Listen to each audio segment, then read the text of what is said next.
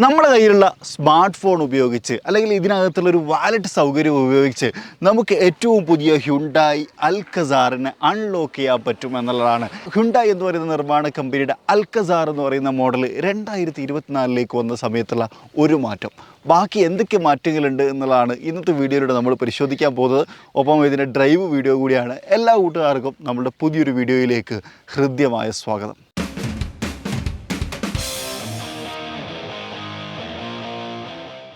ആരൊക്കെ ഓർക്കുന്നുണ്ട് എന്നറിയില്ല, ഒരു കോവിഡ് കാലത്തിലാണ് ആദ്യമായിട്ട് അൽക്കസാർ എന്ന് പറയുന്ന മോഡൽ വാഹന വിപണിയിലേക്ക് വരുന്നത്. ടേൺ ഇൻഡിക്കേറ്റർ ഓൺ ചെയ്യുന്ന സമയത്ത് ഇൻസ്ട്രുമെൻറ്റ് ക്ലസ്റ്ററിൽ തന്നെ വൃത്താകൃതിയിൽ സൈഡിലത്തെ വ്യൂ കാണിക്കുന്ന തരത്തിൽ വ്യത്യസ്തമായിട്ടുള്ള ഒരുപാട് ഫീച്ചേഴ്സുകളുമായിട്ടാണ് അന്ന് അൽക്കസാർ വന്നിട്ടുണ്ടായിരുന്നത്. എനിക്ക് ആ വീഡിയോ ഷൂട്ട് ചെയ്തതിൻ്റെ തൊട്ടുപിറ്റത്തെ ദിവസം തന്നെ കോവിഡ് വന്നു.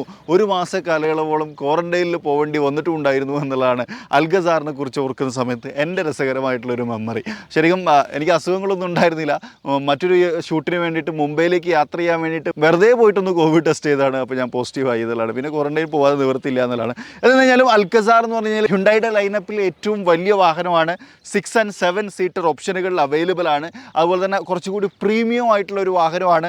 കാണുന്ന സമയത്ത് ഇപ്പം ഹ്യുണ്ടായിയുടെ ആ ഒരു ഫാമിലി DNA കൊണ്ടുവന്നിട്ടുണ്ട്. നേരത്തെയും ഏറെക്കുറെ അങ്ങനെ തന്നെ ആയിരുന്നു. ക്രെറ്റയുടെ കുറച്ചൊരു വലിയ സൈസ് എന്ന് എല്ലാവരും പറഞ്ഞു. പക്ഷേ ക്രെറ്റേനേക്കാളും ഒരുപാട് ഫീച്ചേഴ്സ് ഇതിനകത്ത് വന്നിട്ടുണ്ട് എന്നുള്ളതാണ്.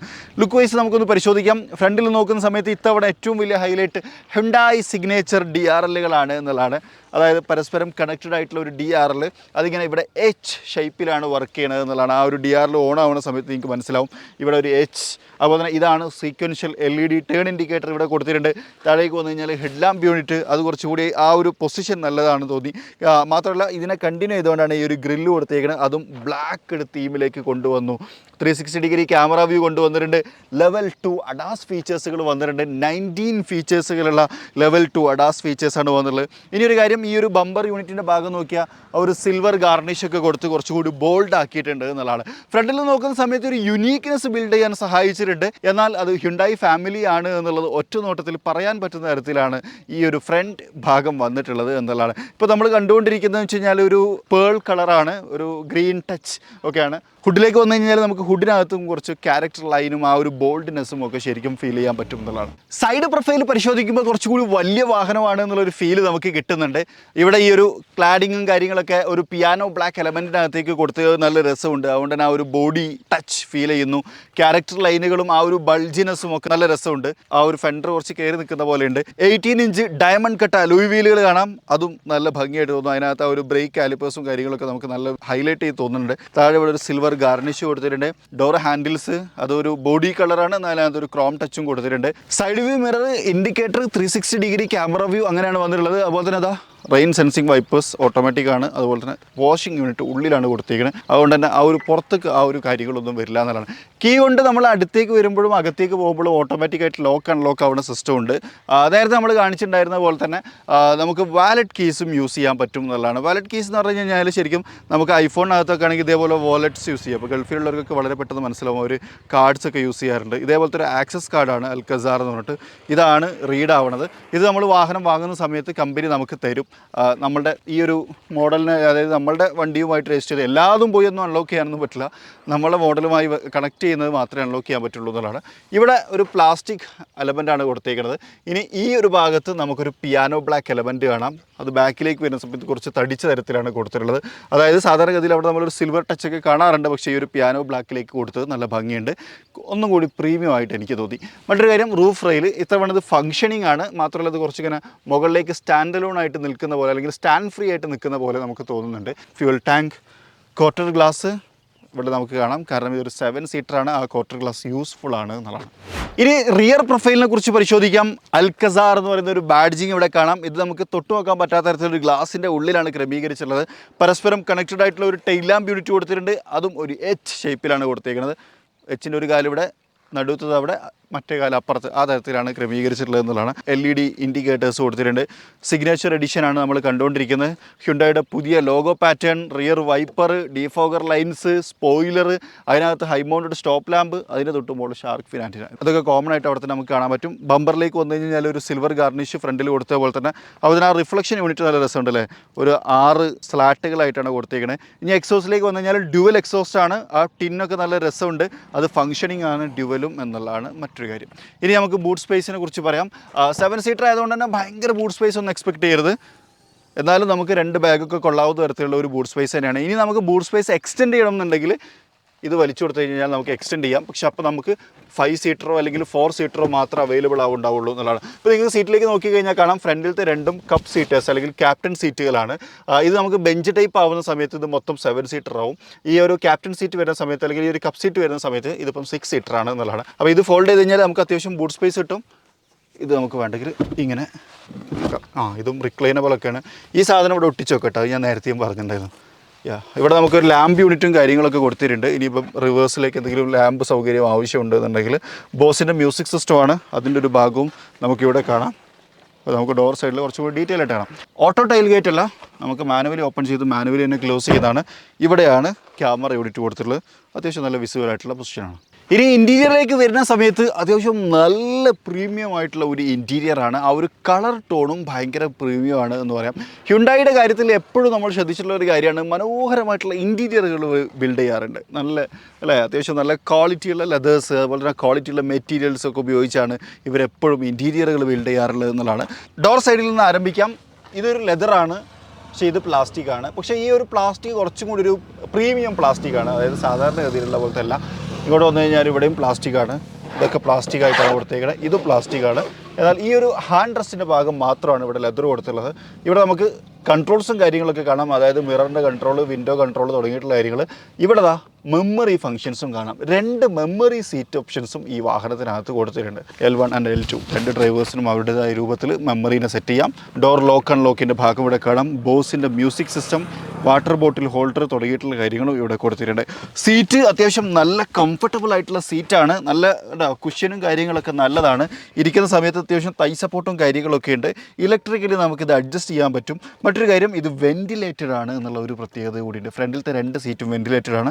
ഹൈറ്റും അഡ്ജസ്റ്റ് ചെയ്യാൻ പറ്റും കേട്ടോ. നിങ്ങൾക്കിപ്പോൾ കാണുന്നുണ്ടായിരിക്കും ഞാൻ ഹൈറ്റ് അഡ്ജസ്റ്റ് ചെയ്തുകൊണ്ടിരിക്കുകയാണ്. യെസ്, ഹൈറ്റ് അഡ്ജസ്റ്റബിൾ ആയിട്ടുള്ള വെന്റിലേറ്റഡ് ആയിട്ടുള്ള സീറ്റാണ്.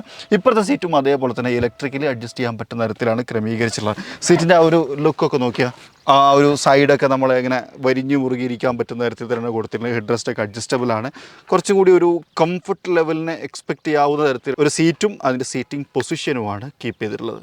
ഇന്റീരിയറിലേക്ക് ഡീറ്റെയിൽ ആയിട്ട് പരിശോധിക്കുന്ന സമയത്ത് നമുക്കൊരു ക്രെറ്റ ഐസത്തെ ഫീൽ ചെയ്യും എന്നുള്ളതാണ്. അതായത് നമുക്ക് എവിടേക്കോ ഒരു ക്രെറ്റ ടച്ച് കൊണ്ടുവരും. ഉദാഹരണത്തിന് സ്റ്റിയറിംഗ് വീല്, ആക്ച്വലി ഇത് ഹ്യുണ്ടായിയുടെ തനതായിട്ടുള്ള സ്റ്റിയറിംഗ് വീലാണ്. പക്ഷേ നമുക്ക് വളരെ പെട്ടെന്ന് ക്രെറ്റയിനിട്ടായിരിക്കും റിലേറ്റ് ആവുക. Piano black element, paddle shifters തുടങ്ങിയിട്ടുള്ള കാര്യങ്ങൾ കൊടുത്തിട്ടുണ്ട്. ലെതർ റാപ്പിഡ് ആണ്. ഇതാണ് ഹോൺ വരുന്നത്. ഞാൻ ഡോർ തുറന്നൊന്ന് കേൾപ്പിക്കാം. അത്യാവശ്യം നല്ല പാക്ക്ഡ് ആണ് അല്ലേ. NVH ഒക്കെ ഹോണിൻ്റെ സൗണ്ടിൻ്റെ വ്യത്യാസം കേൾക്കുമ്പോൾ നിങ്ങൾക്ക് മനസ്സിലാവും. പിന്നെ അതേപോലെ തന്നെ പരസ്പരം കണക്റ്റഡ് ആയിട്ടുള്ള ഒരു ഇൻഫോടൈൻമെൻറ്റ് സിസ്റ്റം ആൻഡ് ഇൻസ്ട്രുമെൻറ്റ് ക്ലസ്റ്ററും ഈ വാഹനത്തിനകത്ത് 10.25 ഇഞ്ചാണ്. 2 സെപ്പറേറ്റ് കൊടുത്തിട്ട്. ഇനി ഇങ്ങോട്ട് വന്നു കഴിഞ്ഞാൽ ഇത് ഇൻസ്ട്രുമെൻറ്റ് ക്ലസ്റ്റർ 2 നമുക്ക് ഡീറ്റെയിൽ ആയിട്ട് പരിശോധിക്കാം. ഇൻഡിക്കേറ്റർ ഇടുന്ന സമയത്ത് ഉണ്ടോ, ക്യാമറ വ്യൂ ഇവിടെ വന്നു. അഡാസ് ഫീച്ചേഴ്സ്, അതിൻ്റെ കൺട്രോൾസ് ഇവിടെ കാണാം. ലെയിൻ കീപ്പ് അസിസ്റ്റ്, അപ്പോൾ തന്നെ സ്റ്റിയറിംഗ് കൺട്രോൾ, അതിൻ്റെയൊക്കെ ഒരു ഡിസ്പ്ലേ യൂണിറ്റ് ഇവിടെ കൊടുത്തിട്ടുണ്ട്. ഇത് അഡാപ്റ്റീവ് ക്രൂസ് കൺട്രോൾ, അത് ഇവിടെ സ്മാർട്ട് ക്രൂസ് കൺട്രോൾ എന്നാണ് ഇവർ വിളിക്കുന്നത്. അതായത് അഡാപ്റ്റീവായിട്ട് വർക്ക് ചെയ്യും, ചേഞ്ച് ചെയ്യാം. ടയർ പ്രഷർ മോണിറ്ററിംഗ് സിസ്റ്റം തുടങ്ങിയിട്ടുള്ള കാര്യങ്ങളൊക്കെ അതിനകത്ത് കൊടുത്തിട്ടുണ്ട് എന്നുള്ളതാണ്. ലെഫ്റ്റ് സൈഡിലേക്ക് ഇൻഡിക്കേറ്റർ കഴിഞ്ഞാൽ ഇവിടെയും ഇത് മാറും കേട്ടോ. അതുപോലെ തന്നെ blind spot detection, emergency braking, അങ്ങനത്തെ കാര്യങ്ങളൊക്കെ ഉണ്ട്. അഡാസ് ഉണ്ടാകുമ്പോൾ ആ കാര്യങ്ങളൊക്കെ ഇതിനകത്ത് ഉണ്ടാവുന്നില്ലെങ്കിൽ ആലോചിച്ചാൽ മതി എന്നുള്ളതാണ്. ടിൽട്ട് ആൻഡ് ടെലസ്കോപ്പിക് ആയിട്ടുള്ള സ്റ്റിയറിംഗ് വീലാണ്. അതിൻ്റെ കൺട്രോൾ ഈ ഒരു ഭാഗത്താണ്. ഞാനിപ്പോൾ എൻ്റെ പൊസിഷൻ കറക്റ്റ് ചെയ്ത് വെക്കാം. ജസ്റ്റിന് നേരെയാണ് സ്റ്റിയറിംഗ് വീൽ ഉണ്ടാവേണ്ടത് എന്നുള്ളതാണ്. യെസ്, ഇനി ഇൻഫോടൈൻമെൻറ്റ് സിസ്റ്റത്തിലേക്ക് വരാം. ടച്ചാണ്. അതിനകത്ത് ആപ്പിൾ കാർപ്ലേ, ആൻഡ്രോയിഡ് ഓട്ടോ, അതുപോലെ തന്നെ ബ്ലൂ ലിങ്ക് കണക്ടിവിറ്റി തുടങ്ങിയിട്ടുള്ള കാര്യങ്ങളൊക്കെ കൊടുത്തേക്കുന്നു. കുറച്ചുകൂടി കളർ ഡിസ്പ്ലേ ആയിട്ട് എനിക്ക് തോന്നി. പക്ഷേ നമ്മൾ സാധാരണഗതിയിൽ കണ്ടിട്ടുള്ള തരത്തിൽ ആ ഒരു മോസ്റ്റ് മോഡേൺ സെറ്റപ്പിലൊന്നുമില്ല. കുറച്ചുകൂടി ഒരു പഴയ സ്റ്റൈലിലേക്കാണ് കൊണ്ടുവന്നിരിക്കുന്നതെന്നാണ് എനിക്ക് തോന്നുന്നത്. ക്ലൈമറ്റ് കൺട്രോൾസ്, ഇങ്ങനെ ആക്കിയാൽ വർക്ക് ചെയ്യുക നോക്കിയതാ, അതൊന്നുമില്ല. പ്രൊഫൈൽസ് സെറ്റ് ചെയ്യാൻ പറ്റും, അങ്ങനെ ഒരു ഗുണമുണ്ട്. താഴേക്ക് വന്നു കഴിഞ്ഞാൽ ഇവിടെ നമ്മുടെ ക്ലൈമറ്റ് കൺട്രോൾ, അതൊരു പിയാനോ ബ്ലാക്കിനകത്ത് കൊടുത്തേക്കുന്നത് എനിക്ക് ഭയങ്കരമായിട്ട് ഇഷ്ടപ്പെട്ടു. കാരണം എന്ന് വെച്ച് കഴിഞ്ഞാൽ നമ്മൾ ഈ ഒരു വാഹനത്തിനകത്ത് ഇരിക്കുന്ന സമയത്ത് നമ്മളുടെ കൈ ഏറ്റവും കൂടുതൽ തട്ടാൻ സാധ്യതയുള്ളൊരു സ്ഥലമാണിത്. കാരണം നമ്മൾ ഒന്ന് വോളിയം അപ്പ്, വോളിയം, അതുപോലെ തന്നെ ട്യൂണിങ്, മറ്റൊന്ന് ക്ലൈമറ്റ് കൺട്രോൾ, ഫാൻ അപ്പ് ചെയ്യാനും ഡൗൺ ചെയ്യാനും റേഡിയോ മീഡിയ സെലക്ഷൻ തുടങ്ങിയിട്ടുള്ള കാര്യങ്ങൾ. അങ്ങനെ പറ്റുന്ന സമയത്ത് നമ്മൾ കൈ തട്ടിയിട്ട് നഖം തട്ടിയിട്ട് ഇവിടെയൊക്കെ സ്ക്രാച്ച് വരാനുള്ള സാധ്യത കൂടുതലാണ്. അവിടെ ഒരു പിയാനോ ബ്ലാക്ക് കൊടുത്തുകൊണ്ട് തന്നെ ഒരു പരിധി വരെ ആ ഒരു സ്ക്രാച്ചിങ്ങിനെ തടയാൻ പറ്റും എന്നുള്ളതാണ്. സെൻട്രൽ കൺസോളും അതേപോലെ തന്നെ പ്രീമിയം വൽക്കരിച്ചിട്ടുണ്ട്. ഈ ഒരു ഗാർണിഷൊക്കെ കൊടുത്ത് നല്ല ഭംഗിയുണ്ട്. ഇത് നമ്മുടെ സീറ്റ് വെന്റിലേഷൻ്റെ കൺട്രോൾ, 3 ലെവൽ സീറ്റ് വെന്റിലേഷൻ ആണ് കൊടുത്തേക്കുന്നത്. ഇവിടെ parking brake, auto hold, 360 degree camera view, അതുപോലെ തന്നെ ഹിൽ ഡീസൻറ്റ് കൺട്രോൾ തുടങ്ങിയിട്ടുള്ള കാര്യമാണ്. ഓക്കെ ആയിട്ടുള്ള ഒരു ക്യാമറ വ്യൂ ആണ്. നമുക്ക് 3D വ്യൂ ഒക്കെ കിട്ടും. വണ്ടിയുടെ കളർ ചേഞ്ച് ആട്ടോ, സെയിം കളറല്ല കാണിക്കണേ. ഇനി ഇവിടെ ഒരു വയർലെസ് ചാർജിങ് യൂണിറ്റ് കാണാം. അതേപോലെ C type charging port, A type charging port, 12 വോൾട്ടിൻ്റെ ചാർജിങ് സോക്കറ്റ് തുടങ്ങിയിട്ടുള്ള കാര്യങ്ങളാണ്. ഒരു 7 സ്പീഡ് DCT ആണ്. ഇപ്പോൾ നമ്മൾ ഡ്രൈവ് ചെയ്തുകൊണ്ടിരിക്കുന്നത് പെട്രോൾ എഞ്ചിനാണ്. അതുകൊണ്ട് തന്നെ ഒരു 7 സ്പീഡ് DCT ആണ് ഇതിനകത്ത് വർക്ക് ചെയ്തുകൊണ്ടിരിക്കുന്നത് എന്നുള്ളതാണ്. ഓട്ടോമാറ്റിക് ഡൈനറ്റ് അഡ്ജസ്റ്റ് ചെയ്യുന്ന റിയർ വ്യൂ മിറർ കാണാം. സൺഗ്ലാസ് ഹോൾഡർ, ഒരു പാനറമിക് സൺറൂഫ്, ഇന്ത്യയിലെ ഏറ്റവും ഇമ്പോർട്ടൻ്റ് ആയിട്ടുള്ള ഒരു സാധനം. അതിന് മറ്റൊരു കാര്യം കാണിക്കാം, ഈ വാഹനത്തിൻ്റെ ഈ സീറ്റ് ക്യാപ്റ്റൻ സീറ്റാണ്. അതായത് നമുക്ക് വേണമെന്നുണ്ടെങ്കിൽ ബാക്കിലത്തെ ആളിരിക്കുമ്പോൾ അയാൾക്ക് എന്തെങ്കിലും ബുദ്ധിമുട്ടുണ്ടെന്നുണ്ടെങ്കിൽ അയാൾക്ക് തന്നെ കൺട്രോൾ ചെയ്യാൻ പറ്റുന്ന തരത്തിൽ ഇവിടെ ബട്ടൺസ് കൊടുത്തിട്ടുണ്ട് കേട്ടോ. ഇതിപ്പോൾ ഈ കൺട്രോൾ ആവുന്ന ഞാൻ തള്ളുന്നൊന്നുമല്ല, ഇവിടെ ഒരു ബട്ടൺ ഉണ്ട് സൈഡിൽ, ആ ബട്ടൺ ഉപയോഗിച്ചാണ് ഇത് വർക്ക് ചെയ്യുന്നത്. ഇത് റിക്ലൈൻ ചെയ്യാം, അതേപോലെ തന്നെ ഫ്രണ്ടിലേക്കും ബാക്കിലേക്കും നീക്കിയൊക്കെയും ചെയ്യാൻ പറ്റും എന്നുള്ളതാണ്. അങ്ങനെ ഒരു കൺട്രോൾ കൂടി ഈ ഒരു സീറ്റിൻ്റെ കാര്യത്തിലുണ്ട് എന്നുള്ളതാണ്. ഈ ഒരു ഡാഷ്ബോർഡിലേക്ക് നിങ്ങൾ നോക്കിയാൽ ഡ്യുവൽ ടോൺ ഡാഷ്ബോർഡാണ്. ഇവിടെ ഈ ഒരു ക്യാമൽ ടാൻ കാണാം. അതുപോലെ തന്നെ ഇവിടെ നമുക്കൊരു ബ്ലാക്ക് കളർ കാണാം. ഈ ക്യാമൽ ടാൻ ലെതർ അല്ല, പക്ഷെ ഭയങ്കര സോഫ്റ്റ് ആയിട്ടുള്ള ഒരു മെറ്റീരിയലാണ്. ഞാൻ നേരത്തെ ഇതിൻ്റെ സൗണ്ട് കേൾപ്പിച്ചിരുന്നു XMR. ഞാൻ വേണമെങ്കിൽ ഇതൊന്ന് കേൾപ്പിക്കാം നമുക്ക്. ഇനി ഇവിടെ നോക്കിയാൽ ഇതാണ് ആ രണ്ട് ഇതും തമ്മിലുള്ള വ്യത്യാസം. അതുപോലെ തന്നെ ഇവിടെ ഒരു റബ്ബർ കാര്യങ്ങളൊക്കെ കാണാം. ഗ്ലോ ബോക്സ് കൂൾഡാണ്, സ്റ്റാൻഡേർഡ് ഗ്ലോ ബോക്സ് എന്നുള്ള രൂപത്തിലാണ് കൊണ്ടുവന്നിട്ടുള്ളത് എന്നുള്ളതാണ്. അത്യാവശ്യം നല്ല എയറിയാണ് ക്യാബിൻ. നിങ്ങൾ കാണുന്ന സമയത്ത് തന്നെ മനസ്സിലായിട്ടുണ്ടായിരിക്കും, നല്ല വിശാലമാണ്, നല്ല രീതിയിൽ ഇരിക്കാൻ പറ്റുന്നുണ്ട്, കംഫർട്ടബിളാണ്, വ്യൂവും നല്ലതാണ് കേട്ടോ. അതായത് ഒരു കമാൻഡിങ് പൊസിഷനൊക്കെ ഉണ്ട്. സെക്കൻഡ് റോയിലേക്ക് വരുന്ന സമയത്ത് അത്യാവശ്യം നല്ല കംഫർട്ടബിൾ ആയിട്ടുള്ള സീറ്റ് കാര്യങ്ങളൊക്കെ ഉണ്ട്. തൈ സപ്പോർട്ട് ഓൾറെഡി ഉണ്ട്. ഇനി നമുക്ക് ആവശ്യമുണ്ടെങ്കിൽ ഒന്ന് എക്സ്റ്റെൻഡ് ചെയ്യാൻ കാണിച്ചു തരാം. യെസ് ഉണ്ടാ, ഇത്രയും നമുക്ക് എക്സ്റ്റെൻഡ് ചെയ്ത് കഴിഞ്ഞ് കഴിഞ്ഞാൽ കുറച്ചും കൂടി തൈ സപ്പോർട്ട് കാര്യങ്ങളൊക്കെ കിട്ടും. റിക്ലൈനബിൾ ആണ്, പക്ഷേ മാനുവലി ആണ്, ഇലക്ട്രിക്കലി നമുക്ക് റിക്ലൈൻ ചെയ്യാൻ പറ്റില്ല എന്നുള്ളതാണ്. ഇവിടെ നമുക്കൊരു ട്രേ ടേബിൾ കൊടുത്തിട്ടുണ്ട്. ഇത് ഇതിൻ്റെ കൂടെ തന്നെയാണ്, ആക്സറീസിൻ്റെ ഭാഗമല്ല. ഭക്ഷണം കഴിക്കാം, ലാപ്ടോപ്സോ കാര്യങ്ങളോ അല്ലെങ്കിൽ ചെറിയ ടാബൊക്കെ ഉപയോഗിച്ച് നമുക്കൊരു ഇൻഫോർടൈൻമെൻറ്റ് സിസ്റ്റത്തിൻ്റെ ഭാഗമാക്കുകയും ചെയ്യാം എന്നുള്ളതാണ്. ഇവിടെ നിന്ന് ജസ്റ്റ് പ്രസ് കൊടുത്തു കഴിഞ്ഞാൽ നമുക്കൊരു കപ്പ് ഹോൾഡർ ആക്ടിവേറ്റ് ചെയ്ത് വരും. ഇവിടെ നമുക്ക് വെള്ളം കുപ്പി അല്ലെങ്കിൽ ചായക്കപ്പോ ഒക്കെ വെക്കാൻ പറ്റും. ഇവിടെ വേറൊരു കപ്പ് ഹോൾഡർ എവിടെയും കൊടുത്തിട്ടില്ല എന്നുള്ളതാണ്. കാരണം സെൻട്രൽ കൺസോള് ഫ്രീ ആണ്. കാരണം ബാക്കിലേക്ക് ആൾക്കാർക്ക് പോകാനൊക്കെ വേണ്ടിയിട്ട് ഇവിടെ ഓപ്പൺ ആക്കിയിട്ടേക്കാണ് എന്നുള്ളതാണ്. ആംബ്രസ്റ്റ് ഉണ്ട്, അതിങ്ങോട്ട് കണ്ടോ നമ്മൾ എടുത്ത് വെച്ചാൽ മതി എന്നുള്ളതാണ്. മറ്റൊന്ന് AC വെൻറ്റുകൾ, ഇവിടെ AC വെൻറ്റുകൾ കൊടുത്തിട്ടുണ്ട്. റിയറിൽ ഇതിൻ്റെ കൺട്രോളോ കാര്യങ്ങളൊന്നുമില്ല, ഫ്രണ്ടിലത്തെ അതേപോലെ തന്നെയാണ്. അതുപോലെ തന്നെ ഒരു ഫോൺ ഹോൾഡർ കൊടുത്തിട്ടുണ്ട്. യെസ്, ഈ ഒരു സാധനത്തിന് വയർലെസ് ചാർജിങ് ഓപ്ഷൻ കൂടിയുണ്ട് ഇവിടെ കേട്ടോ. റിയറിൽ വയർലെസ് ചാർജർ ആദ്യമായിട്ടല്ലേ. ഓക്കെ, 2 C ടൈപ്പ് ചാർജിങ് പോർട്ടും കൊടുത്തിട്ടുണ്ട്. വയർലെസ് ചാർജിങ്ങിൻ്റെ ഭാഗം കൂടാതെ തന്നെ അതും കൊടുത്തിട്ടുണ്ട് എന്നുള്ളതാണ്. ഇരിക്കുന്ന സമയത്ത് നിങ്ങൾ ശ്രദ്ധിച്ചിട്ടുണ്ടായിരിക്കും, നല്ല ഹെഡ് റൂം ഉണ്ട്, നല്ല ലെഗ് റൂം ഉണ്ട്, നല്ല കംഫർട്ടബിളാണ്. അത്യാവശ്യം നല്ല പ്രീമിയം ആയിട്ട് തന്നെ റിയറിൽ നമുക്ക് യാത്ര ചെയ്യാൻ പറ്റും എന്നുള്ളതാണ്.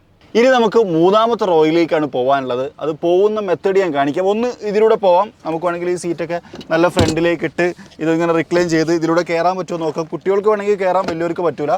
വലിയവർക്ക് പോകാനുള്ള വഴി ഇത് തന്നെയാണ്. നമുക്ക് ഇതിലൂടെ ഉണ്ടാ ഇങ്ങനെ കയറാം. ഇപ്പോൾ ഞാൻ നല്ല കുറച്ച് നീളമുള്ള ആളായതുകൊണ്ട് ചെറിയൊരു ബുദ്ധിമുട്ടുണ്ടായിരിക്കും. ഇത് ഞാൻ നേരത്തെ റിക്ലൈൻ ചെയ്ത് വെച്ചാണ്. ഓക്കെ, കയറി ഇരിക്കാം. ഇത് ശരിക്കും പറഞ്ഞു കഴിഞ്ഞാൽ ഞാൻ നേരത്തെ ഇരുന്ന അനുഭവത്തിൻ്റെ വെളിച്ചത്തിൽ പറഞ്ഞതെന്ന് വെച്ച് കഴിഞ്ഞാൽ എനിക്കങ്ങനെ ഒരുപാട് നേരമൊന്നും ഇതിനകത്ത് ഇരിക്കാൻ പറ്റില്ല. കാരണം ഞാൻ നല്ല ടോളായിട്ടുള്ളൊരു പേഴ്സണാണ്. അപ്പോൾ എനിക്ക് കുറേ ലിമിറ്റേഷൻസ് ഉണ്ട് എന്നുള്ളതാണ്. മറ്റൊരു കാര്യം, എനിക്ക് ഇരിക്കണമെങ്കിൽ ഇരിക്കാം, അത് ഞാൻ കണ്ടെത്തിയതാണ്. വേണ്ട, സെൻറ്ററിൽ കാലൊക്കെ നീട്ടി വെച്ച് ഇങ്ങനെ എത്ര ദൂരം വേണമെങ്കിലും എനിക്കിരിക്കാം. എനിക്ക് തോന്നുന്നത് ഇത് കുറച്ചുകൂടി കംഫർട്ടബിൾ ആയിട്ടുള്ളൊരു പൊസിഷനായിട്ട് എനിക്ക് തോന്നി. അല്ലാതെ എനിക്ക് സാധാരണഗതിയിൽ ഈ സീറ്റിൻ്റെ ബാക്കിലേക്ക് കാല് വെച്ച് ഇരിക്കുക എന്നുള്ളത് കുറച്ച് ടാസ്ക്കാണ്. കുട്ടികൾക്ക് ഇരിക്കാം, പെറ്റ്സ് ഒക്കെ ഉണ്ടെങ്കിൽ പെറ്റ്സിനെ വെക്കാം, സാധനങ്ങൾ വെക്കാം, ഒക്കെ ചെയ്യാൻ പറ്റുന്ന തരത്തിലാണ്. പക്ഷേ ഇവിടെ ഇരിക്കുന്ന ആൾക്കാർക്ക് കുറച്ച് കൺവീനിയൻറ്റ് ഫീച്ചേഴ്സ് കൊടുത്തിട്ടുണ്ട് ഹ്യുണ്ടായി. ഉദാഹരണത്തിന് കപ്പ് ഹോൾഡേഴ്സ് കൊടുത്തിട്ടുണ്ട്, സ്റ്റോറേജ് സ്പേസ് കൊടുത്തിട്ടുണ്ട്, C ടൈപ്പ് ചാർജിങ് പോർട്ട് കൊടുത്തിട്ടുണ്ട്, AC വെൻറ്റ് കൊടുത്തിട്ടുണ്ട്. അതുപോലെ ഇവിടെ നിന്ന് പിടിച്ച് കയറാൻ വേണ്ടിയിട്ട് സൈഡിലൊരു കാര്യങ്ങളൊക്കെ കൊടുത്തിട്ടുണ്ട്. അത് മീൻസ് ഗ്രാബ് ഹാൻഡിൽ പോലെ സെറ്റപ്പ് ഒക്കെ കൊടുത്തിട്ടുണ്ട് എന്നുള്ളതാണ്. അപ്പോൾ ബാക്കിലുള്ള ആളുകളെയും പരിഗണിച്ചിട്ടുണ്ട് എന്നുള്ളതാണ്. എനിക്ക് മനസ്സിലാവുന്നത്. പക്ഷേ വലിയൊരാളെ സംബന്ധിച്ചിടത്തോളം കുറച്ച് ടാസ്ക്കാണ്. മറ്റൊരു കാര്യങ്ങൾ ശ്രദ്ധിച്ചിട്ടുണ്ടായിരിക്കും, എൻ്റെ തല മുട്ടുന്നില്ല. ഇവിടെ എനിക്ക് ശരിക്കും 4 വിരലിൻ്റെ ഗ്യാപ്പ് ഇനിയും ഉണ്ട്. അപ്പോൾ ഈ വണ്ടി എത്രമാത്രം കംഫർട്ടബിൾ ആണെന്നുള്ളത് നിങ്ങളൊന്ന് ആലോചിച്ച് നോക്കിയാൽ മതി. ഇനി എഞ്ചിനെ കുറിച്ചാണ് പറയാനുള്ളത്. 1.5 ലിറ്റർ ഡീസൽ എഞ്ചിനും 1.5 ലിറ്റർ പെട്രോൾ എഞ്ചിനുമാണ് ഈ വാഹനത്തിനകത്ത് വരുന്നത്. ഇപ്പോൾ നമ്മൾ കണ്ടുകൊണ്ടിരിക്കുന്ന ടെർബോ സ്മാർട്ട് സ്ട്രീം എന്ന് പറയുന്ന ടെർബോ പെട്രോൾ എഞ്ചിനാണ്. 160 PS പവറും 253 Nm ടോർക്കാണ് ഇത് ഉൽപ്പാദിപ്പിക്കുക. 6 സ്പീഡ് മാനുവൽ ട്രാൻസ്മിഷനകത്തും 7 സ്പീഡ് DCT അകത്തുമാണ് ഇത് അവൈലബിൾ ആയിട്ടുള്ളത്. ഇപ്പോൾ നമ്മൾ കണ്ടുകൊണ്ടിരിക്കുന്ന 7 സ്പീഡ് DCT ആണെന്ന് ഞാൻ പറഞ്ഞു. മാനുവലിനകത്തും അവൈലബിൾ ആണ്. 17.5 ആണ് മാനുവലിൻ്റെ ആവറേജ് ഫ്യൂൽ എഫിഷ്യൻസി, 18 DCTൻ്റെ ഫ്യൂൽ എഫിഷ്യൻസി വരുന്നത്. ഇനി രണ്ടാമത്തത് ഒരു 1.5 ലിറ്റർ CRDI ഡീസൽ എഞ്ചിനാണ്. അത് 116 PS പവറും 250 Nm ടോർക്ക് ഉൽപ്പാദിപ്പിക്കും. 6 സ്പീഡ് മാനുവലും 6 സ്പീഡ് ഓട്ടോമാറ്റിക്കുമാണ് ഇതിനകത്ത് വരുന്നത്. 20 മാനുവൽ ട്രാൻസ്മിഷൻ്റെ മൈലേജ്, 18.1 ഓട്ടോമാറ്റിക്കിൻ്റെ മൈലേജ് എന്നുള്ളതാണ്. ഇതാണ് എഞ്ചിനെ കുറിച്ച് പറയുന്ന സമയത്ത് നമുക്ക് പറയാനുള്ളത്. ഇനി നമ്മളിത് ഓടിച്ച് നോക്കുന്ന സമയത്ത് എങ്ങനെയുണ്ട് എന്നുള്ളതാണ്. മറ്റൊരു കാര്യം, ഇതിൻ്റെ പ്രൈസിംഗ് ആണ്. 14,99,000 രൂപയാണ് പെട്രോളിൻ്റെ പ്രൈസ് സ്റ്റാർട്ടിങ്. 15,99,000 ഡീസലിൻ്റെ പ്രൈസ് സ്റ്റാർട്ടിങ്ങിനെ കുറിച്ച് മാത്രമാണ് ഹ്യുണ്ടായി നിലവിൽ അനൗൺസ് ചെയ്തിട്ടുള്ളത്. ബാക്കി വരും ദിവസങ്ങളിലും റീജിയണൽ ലോഞ്ചിൻ്റെ സമയത്തും ഒക്കെ ആയിട്ട് പ്രഖ്യാപിക്കുമെന്നാണ് നമ്മൾ പ്രതീക്ഷിക്കുന്നത്. അപ്പോൾ ഇനി നമുക്കൊന്ന് ഡ്രൈവ് ചെയ്ത് നോക്കണം. ഡ്രൈവിൻ്റെ ലൊക്കേഷൻ എന്ന് പറഞ്ഞാൽ ബ്യൂട്ടിഫുൾ ആയിട്ടുള്ള ഉദയ്പൂരാണ്. അപ്പോളേ നമ്മൾ ഹ്യുണ്ടായിൻ്റെ അൽക്കസാറിനൊന്ന് ഡ്രൈവ് ചെയ്യാൻ പോവാണ്. നമ്മളിപ്പോൾ ഡ്രൈവ് ചെയ്തുകൊണ്ടിരിക്കുന്നത് ഉദയ്പൂരാണ്. നേരത്തെ ഉണ്ടായിരുന്ന ഒരു സ്ഥലം ഉണ്ടല്ലോ, നമ്മൾ ആ ഒരു പച്ചപ്പൊക്കെ ഉണ്ടായിരുന്നത്, ആ പച്ചപ്പൊക്കെ ഉണ്ടായിരുന്ന സ്ഥലത്ത് നിന്ന് നമ്മൾ കുറച്ച് നേരം ഓടിച്ചിരുന്നു. അപ്പോൾ ആ ഒരു സിഗ്സാഗും അതുപോലെ തന്നെ ആ ഒരു കർവും ഒക്കെ നമ്മൾ എക്സ്പീരിയൻസ് ചെയ്തു. അവിടെ ഒന്നും വലിയ കുഴപ്പമൊന്നുമില്ല. നമ്മൾ ആ ഒരു ഭാഗം കഴിഞ്ഞ് നമ്മൾ ടൗണിലേക്ക് കൊണ്ടുവന്നിട്ടുണ്ട്. പ്രധാനപ്പെട്ട ഉദ്ദേശം വെച്ചാൽ ട്രാഫിക്കിനിടയിൽ ഓടിക്കണം, അതുപോലെ തന്നെ ഹൈവേയിൽ ഓടിക്കുന്ന സമയത്തുള്ള ഫീൽ എങ്ങനെയാണ് തുടങ്ങിയിട്ടുള്ള കാര്യങ്ങളൊക്കെ അറിയണം എന്നുള്ളതാണ്. അപ്പോൾ ആദ്യത്തെ ഒരു കാര്യം, ഇതൊരു വലിയ വണ്ടിയാണ്, 7 സീറ്ററാണ്. ആ ഒരു 7 സീറ്റർ വണ്ടീനെ പുള്ള് ചെയ്യാൻ പറ്റുന്ന തരത്തിലുള്ള ഒരു എഞ്ചിൻ ഇതിനകത്ത് ഉണ്ട് എന്നുള്ളൊരു ഫീൽ ഉണ്ട്. പിന്നെ ഭയങ്കര റിഫൈൻഡ് ആണ് എഞ്ചിൻ, അങ്ങനെ കാര്യമായിട്ട് റവ് ചെയ്ത് സൗണ്ട് ഉണ്ടാക്കുന്നില്ല. NVH ഒരു നല്ല രീതിയിൽ പാക്ക് ചെയ്തിട്ടുണ്ട്. ഓവറാണെന്ന് ഞാൻ പറഞ്ഞു, പക്ഷേ എന്ന് പറഞ്ഞാൽ ഓക്കെ ആയിട്ട് പാക്ക് ചെയ്ത് വെച്ചിട്ടുണ്ട്. പിന്നെ ഈസ് ഓഫ് യൂസ്നെസ് ഉണ്ട്. അതായത് ഇത്രയും വലിയൊരു വണ്ടീനെ ഇതിങ്ങനെ നമ്മൾ കൊണ്ടുപോകുന്ന തരത്തിലുള്ള ഫീലോ കാര്യങ്ങളോ ഒന്നും തന്നെ കിട്ടുന്നില്ല.